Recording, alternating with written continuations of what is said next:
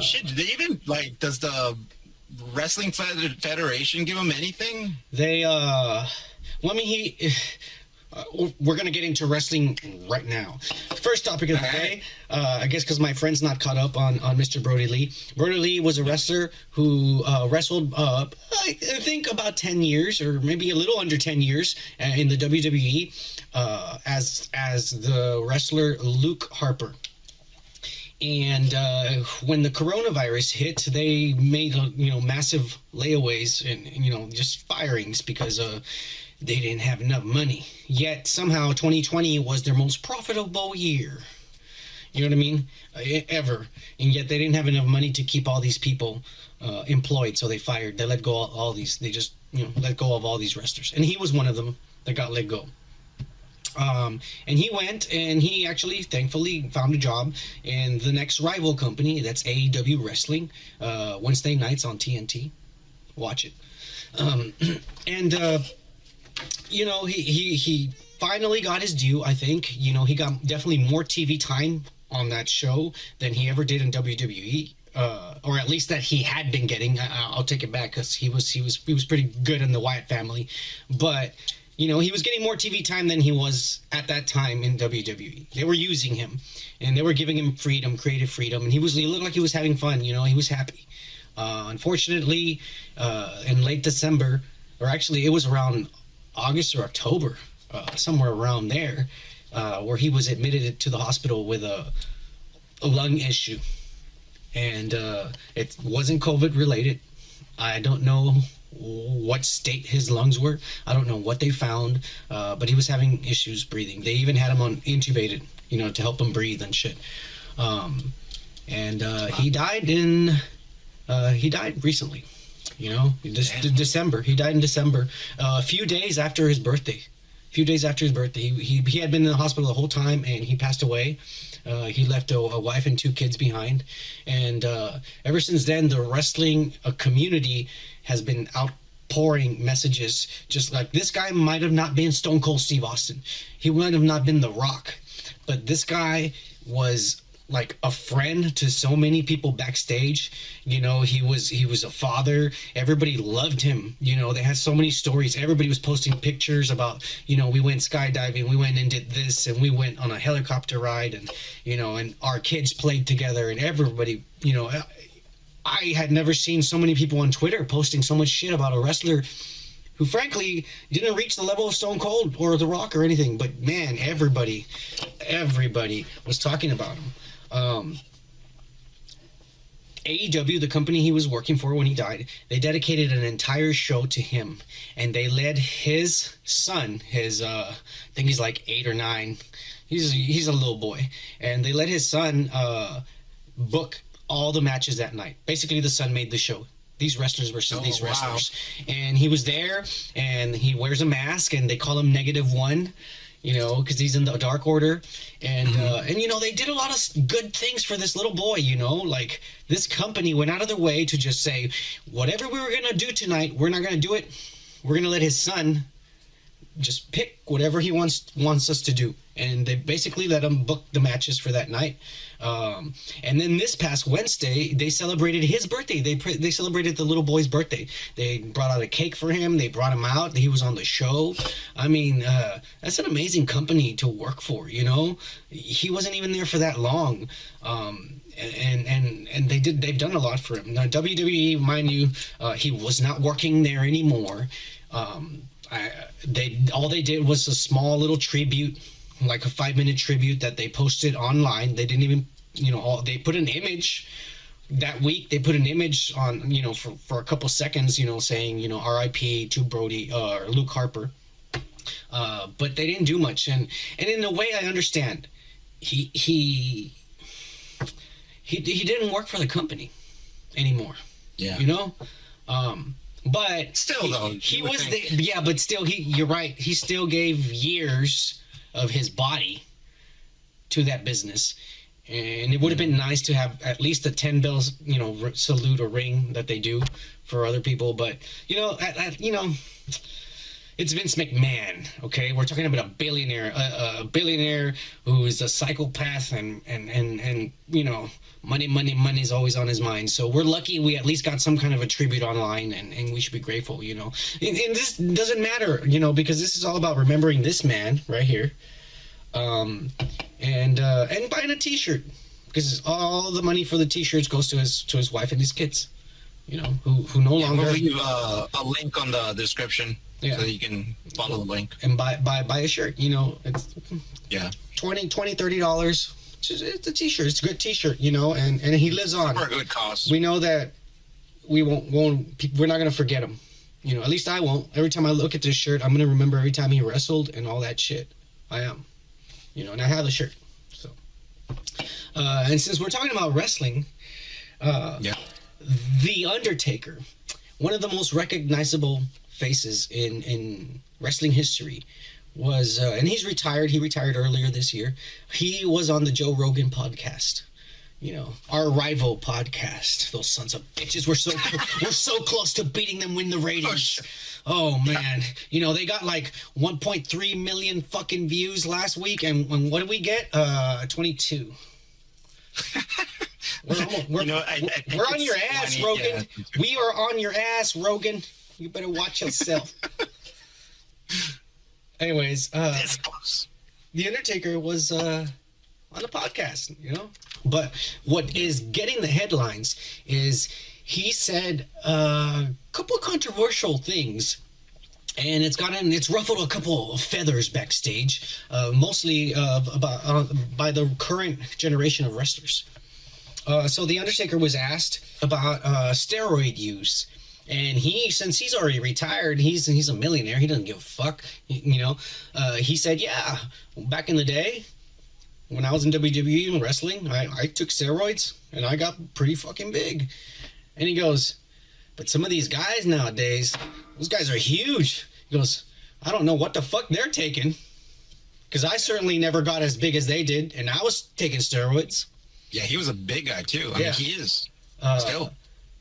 And so he kind of blasted all these young guys right now on the roster, or you know, in the company, because some of these guys are really jacked and huge. Like, for example, Mr. Braun Strowman down here. I mean, he's fucking. Look at him. It's like a fucking monster. Yeah. Now, I will admit, some of this might just be really, really good genes. You know, this guy could have been like fucking an ancestor to Goliath and shit, for all we know. You know, for all we fucking know. I mean, look at it. He's a fucking monster. And then we got this guy who's currently the WWE champion, and that's Drew McIntyre. I mean, this guy looks like someone went over there and sculpted, chiseled this fucking guy out of rock or something. Yeah, and then the next guy is the current Universal champion, and that's Roman Reigns. He's actually The Rock's cousin. You know, Dwayne Johnson. Oh shit!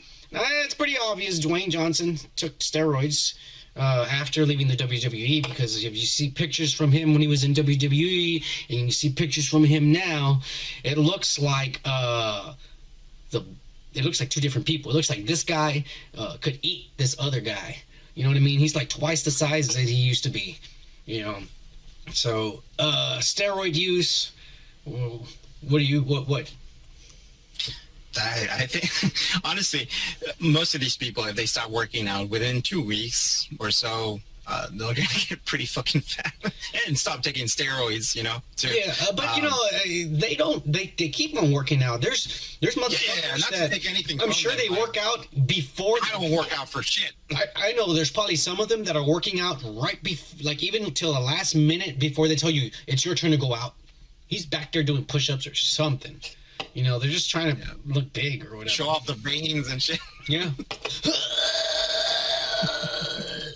Shit like that, you know. Well, that was just one thing The Undertaker said. The next thing he said is he was talking about the evolution of what the backstage is like. He said the worst thing that happened in the business is that a lot of us old guys, and these aren't direct quotes, I'm just kind of paraphrasing it. All right, so don't fucking start hating on me. He didn't say that. Yeah, he said something like that. All right, I'm not gonna fucking go and whatever. Anyways, he said a lot of those old guys. You read the disclaimer. It's okay. You read the disclaimer, bitch. Anyway, a lot of us old guys, we all kind of left the business around the same time. And as we were leaving the business, we taught some of the younger guys, but it wasn't like. They basically they left, and these younger guys did their own thing, and then newer younger guys came, and they were now learning from the younger guys, not the old guys, and so now it's like a complete different generation backstage, and the biggest thing that he said that it was a little offensive, if you ask me, was that there's a lot less real men backstage. And he says, he said that backstage back in the day, there was a lot of tough. He said, real men, tough guys.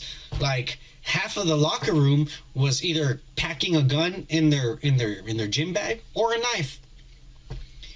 He says, real men, backstage drinking fucking whiskey, taking shots of Jack Daniels and shit like that. Pushing each other, calling each other pussies. You fucking pussy. Yeah, fuck you, motherfucker. Shitting in each other's gym bags and shit, because that's the kind of fucking things jocks do. And it's not like that anymore. It's not. He says, well, now you go to fucking backstage and, you see all these fucking guys over there playing video games. And the other half of the, he goes, and the other half of the guys are in the mirror making sure that they look pretty, fixing themselves up, tanning. And he says, there's no men backstage anymore. That's funny. Now I need to watch that episode. Got a bunch of kids and you got a bunch of fucking, pretty boys. What do you think about his comments? I'm not a religious kind of like wrestling fan. I don't follow it that often. If it's on, I'll watch a little bit of it. But I do see the difference between 90s and 2000s wrestling compared to nowadays. Nowadays, it's all about the glam, all about it's a show. Fucking 30 minutes of talking instead of wrestling. WWE. Yeah. I mean, what I've seen. I don't know. Just disclaimer, I don't know shit about wrestling. What I've seen. That's on TV. So I really don't know which one is which. But, yeah, granted, I remember there was a lot more of a following back in the day with kids in high school and middle school. I'm not in high school, middle school anymore, but I don't see kids with wrestling fucking, like, T-shirts nowadays. Right. So... there is a big difference. Yeah, I guess I can agree with The Undertaker. It's a generational gap. I mean, George Carlin said it best: the pussification of the American male. Okay, when me and this guy down here, when we went to school, at the end of the year, they give away awards and trophies and shit. And unless you were really fucking smart, or you did first place on the science fair, or you came to school every fucking day and never missed a day, or you got straight A's in every single class, that's when you would get an award. Everyone else, all of us, we sat there and we watched all those kids get awards. And we had to clap. Yeah. We didn't get awards, because guess what? Nope. We didn't do shit. We weren't, exactly. We weren't nerds. We didn't get awards, but we sat there and we watched, and everything was fine. We grew up, we got jobs, everything's fine. Yeah. But somewhere along the line, as the years went by, high school, as the years went by, there was one little boy who went up to their mother and said, "How come everyone else gets a trophy and I don't?" And the mom got mad and ran down to the PTA meeting and started being a fucking Karen. The very first Karen in existence. Okay, this is the first case ever of a Karen in existence. Yeah. And somehow she got the school to fucking give trophies for fucking participation to everyone. Even if you sucked, if you're an idiot, if you're a dumbass, if you fucking didn't even go to school, you got an award. You got an award. Everyone gets awards nowadays. And they basically raised a generation of fucking kids that feel entitled. Yeah. Everyone's and special. that get offended very easily. George Carlin called it the pussification of the American male. And I think that's what The Undertaker really is talking about. You know, I like video games, but I'm still from that generation. I talk the same fucking way. This is what has happened. And I guess The Undertaker doesn't like it. He misses the day where guys were backstage hazing each other, calling each other pussies, drinking whiskey, beers, fucking shooting up steroids, and carrying guns and knives. Those were the good old days. Yep. Except for the eyeshadow on Undertaker. Yeah. You know what? He did talk shit about. There's a lot of pretty boys. All the pretty boys, depending on, watching themselves in the mirror. I mean, he put on fucking eyeshadow, so I don't know, Undertaker. That's a little bit, what is it called? You're being a hypocrite there, my friend. Nah, I'm just playing Taker, Mr. Calloway, out of respect. Yeah. I'm just playing. Just like the old days, we're just shooting the shit. Yeah, we're just shooting the shit, man. We're fucking shooting. We're drinking too, man. We're shooting from the hip.